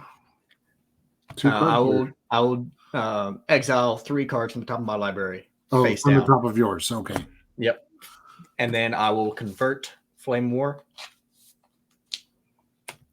and exile these 3 face down. And I can pay 1 to discard my hand. Put all exile cards with intel counters on them, which is all 3 that I've just discarded. I am going to do that, so I'm going to pay 1 red, discard my hand, which was nothing, to put all 3 of these into my hand. Nice. Oh, that would be hilarious if I was in trouble, but it's fine. I'm going to tap 3, 4, 5. 3, 4, 5 for a Bronze Guardian. Okay. I'm then going to tap 2 for a. Sorry, I have a. No, I don't. For a Mirror Retriever. Yep, that's the thing.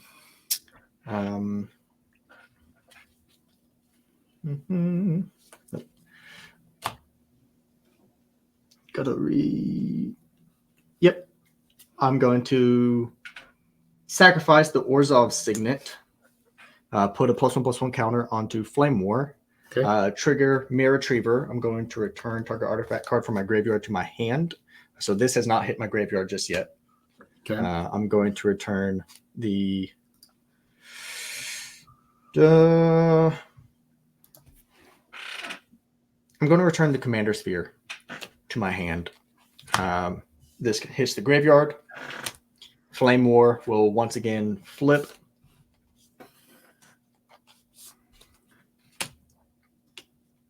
I'm then going to play the Commander Sphere. 1, 2, 3. Okay. I'm then going to immediately sack, or I'm going to float I'll float a black and then crack it and sack it to draw a card. But trigger Mirror Retriever whenever. Oh, I'm sorry. I'm thinking of the wrong card. I technically would not have gotten any of that. I highly apologize. It says whenever Mirror Retriever dies, not whenever. Oh. So I'm trying to go back and think, was this the card I drew? No, this was the card I drew earlier. So technically, this would have still been in here. Okay, so that means the Signet. The Orzhov Signet would still be here. I still would have 1, 2, 3 up. Yep. And then your Flame War Flame War would have still been at 1 counter. Yep. And then flipped over. But what I'm going to do is I'm not going to flip it. I'm still going to sacrifice an artifact. I'm going to sacrifice the Mirror Retriever instead. And then return and then start the cycle. Yep. Commander Sphere. Float it or cast it. Float a black to draw a card. Okay. I'm going to play a Myriad Landscape for turn.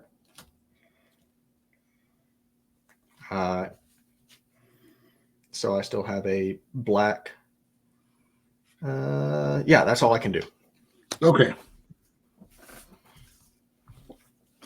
Untap, upkeep, draw. My fault, guys. If you read the card, it explains the card. Yep, that's the But thing. Okay. we also. Oh, go ahead. Tap one, or pay one, tap Fauna Shaman. I will discard Ancient Bronze Dragon. Ooh. Ooh. So while you're searching, I might as well go ahead and go over the next completed Planeswalker that I have listed here. Vraska, Betrayal Sting. It's a 4 black and 1 Phyrexian black. So you can pay 5. You can pay 6 mana for the full loyalty, or you can pay 5 and 2 life. So it's very important because the completed thing, right? The whole shtick is that the completed Planeswalkers have a ability called Completed, and it states that Phyrexian black can be paid with black or 2 life.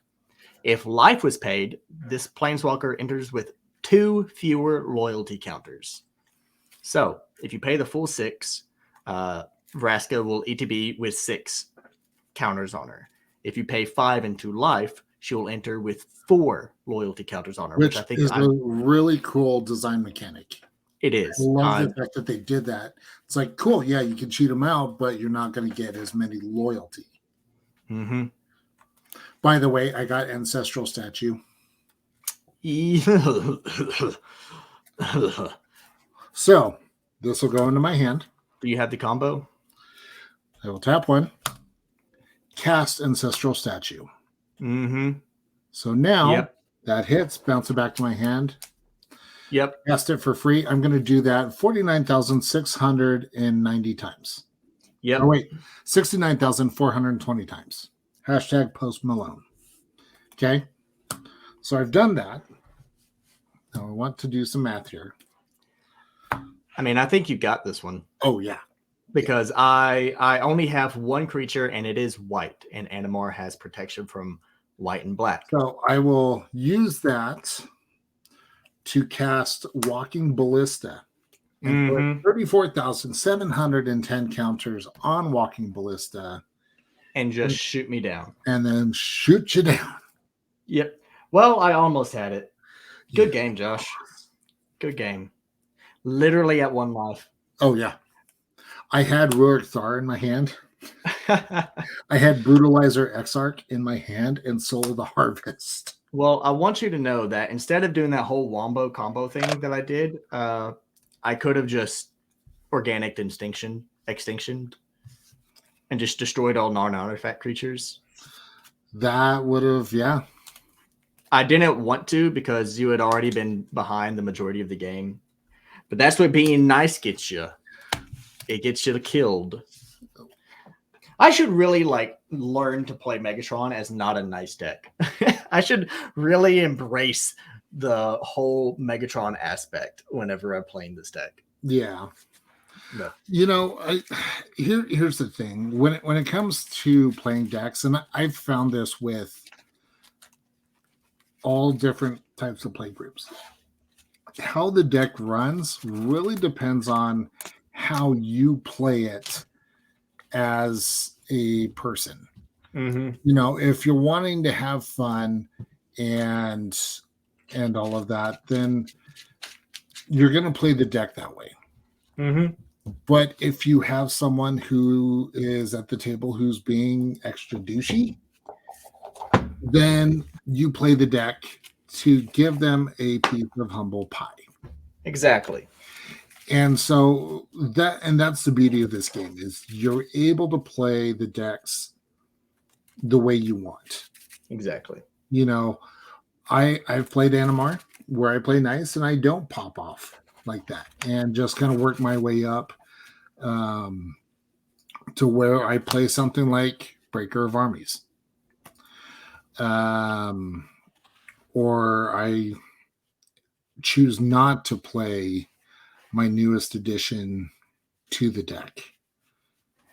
And you were right, it was an Eldrazi. Kozilek, Butcher of Truth. Yep. That's what I imagined it was going to be. It was either that or Ulamog. So I had an option, the opportunity to get Ulamog, but the Butcher of Truth was actually cheaper for the Rise of Eldrazi version. Fair.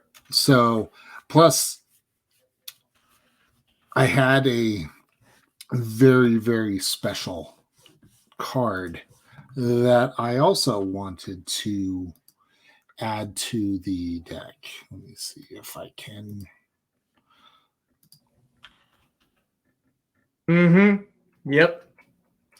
Yep. What's hilarious is that I have one of those. I know. That looks very familiar for some reason. So, I mean, this was such a screaming deal for the Secret Lair that I had to. I mean, it was a must. Definitely. Speaking of which, and this will be the last cards we focus on before wrapping this up, because this will have been the longest episode I think we've had.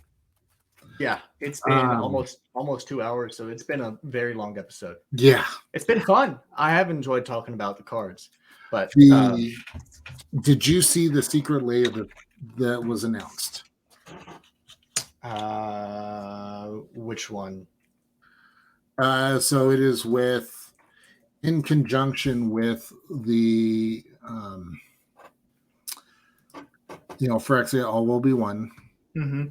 This is one, when I saw it, I squealed straight up. No shame. Let's see. It was okay. Where is that? Let me find the picture, because it has a much needed reprint, which we needed. But more importantly, I can't think of it. There it is. So we're going to share window.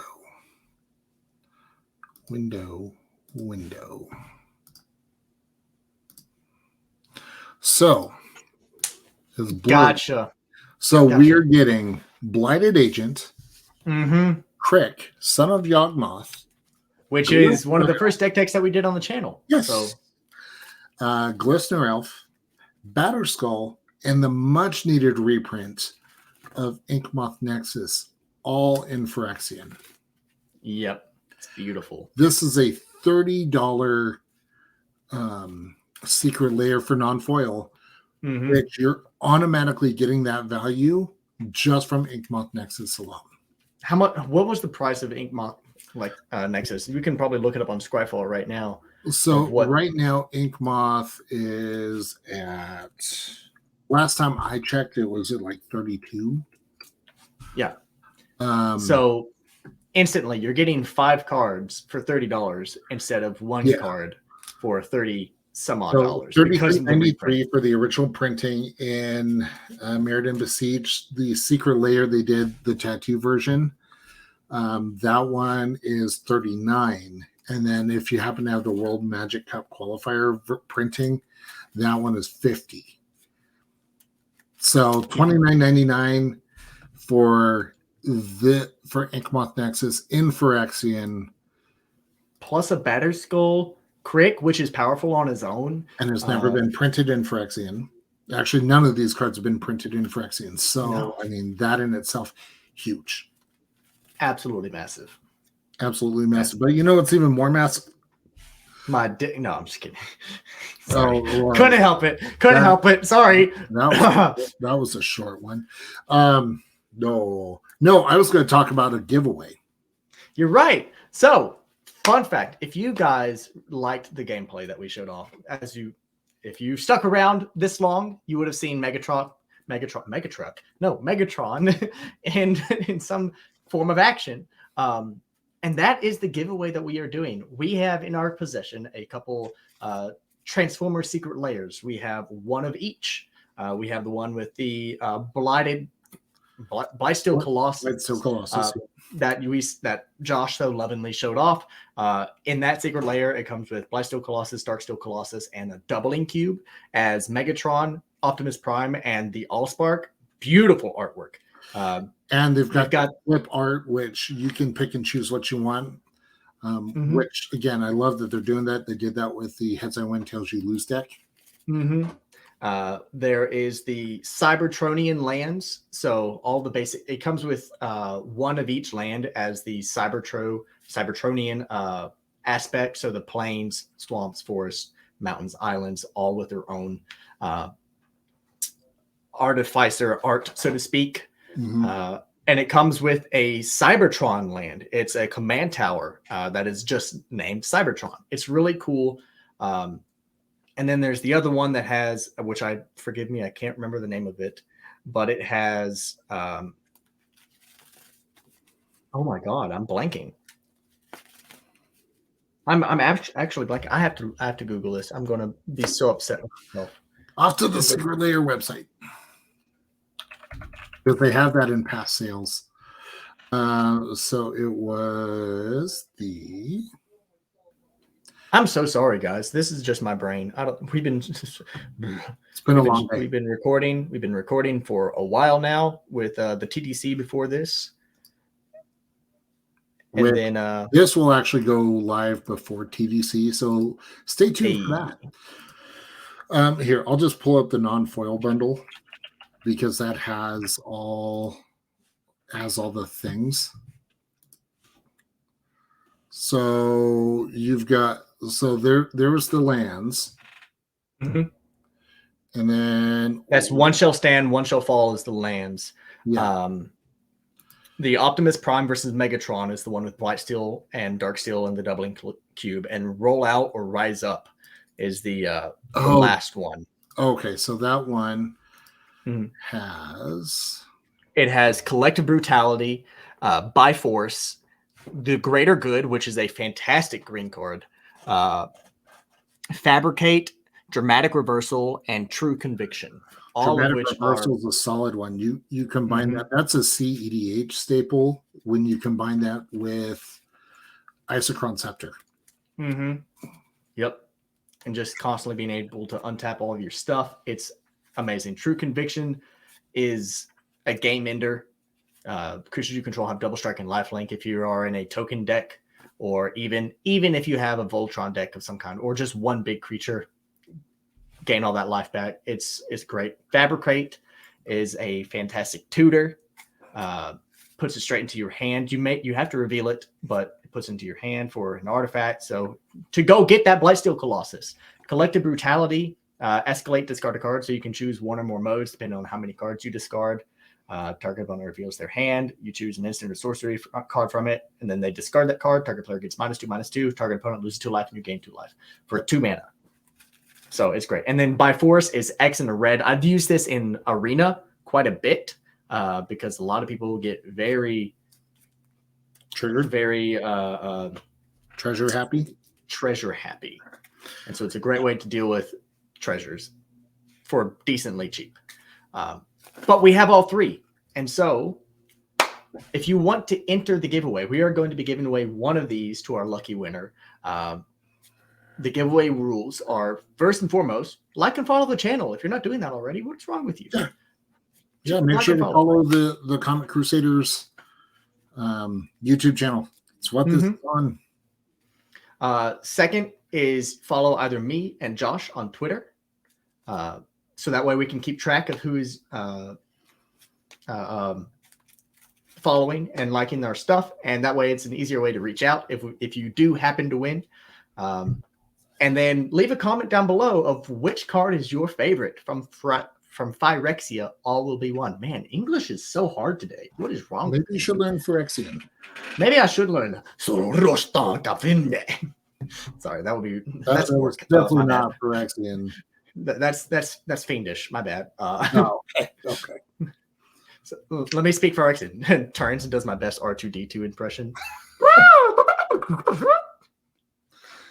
Oh, Elishnorn is Yeah. just shaking her head in disgust right now. Oh, she is. Sorry, mommy. Sorry, mommy. Sorry. Sorry. Yeah, it's going to be great. Make sure you enter win. It's going to be a fun time. And then what we'll do is we will pick a winner randomly, as long as you've met all of that. What do you think? 2 weeks? 2 weeks. 2 weeks? Okay. 2 weeks. So 2 weeks from the time that this goes live, make sure to do that. And then we will pick a winner and it'll be good times. And speaking of giveaways, even though, I've got to do the shameless plug, but the EDH brothers, we're also doing a giveaway. Shocker. I know. What are you guys giving away over there? So we are giving away. Well, let me bring it up. Bring up my Tell me now, Josh. Tell me now. What are you giving away? I have to know. Well, it's funny you asked, because we are giving away, well, first, a 3D printed command zone. Ooh, this is handy. You can fit dice in to keep track of commander damage, how many times you've cast your commander. Makes it really helpful to keep track of the tags. But we're also giving away a precon. Originally, it was going to be the Spirits deck from Crimson Vow, but I believe Nick he's doing a different one. But more importantly, we've got some goodies. Urza's Saga, Guardian of Faith, and Voice of the Blessed. Some good ones. So for that one, all you have is right there. You got to follow the EDH brothers on Twitter, like and retweet that post, and then tag 3 friends. And then if you follow us on Instagram, a couple extra entries. Yeah. So plenty of things to give away. It's going to be a fun time. It's a fantastic time within the Magic community right now, other than the Gruul Sword. Have you had a chance to draft or pull or crack any Dominaria Remastered? Have not. I mean, the fact that you can get Birds of Paradise, you can get the Tutors. I know you can get a lot of 3. You can get a lot of cool things. I've already pulled 3 Enlightened Tutors. One of them was a retro frame foil. You think I have the money to go out and buy things? It's not that expensive. I mean, still, I've got bills to pay. I'm an adult now, as much as it sucks.